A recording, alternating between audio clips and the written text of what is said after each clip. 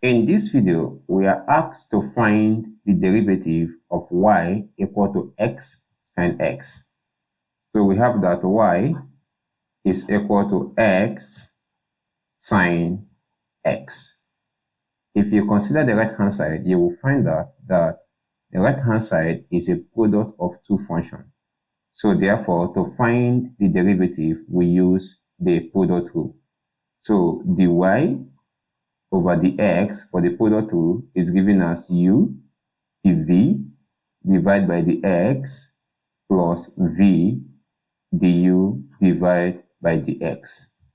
Now at this point, let x be our u and let sine x be our v. So therefore, u is equal to x. If I differentiate u with respect to x, we have that du divided by the x is equal to 1, and also v is equal to sine x. So the v over the x is equal to cos x. Now at this point, we have the value of u, we have v, we have du over the x, and we have the v over the x.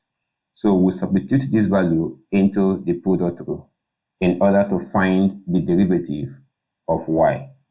So by product rule, we have that u dv divided by the x plus v du divided by the x.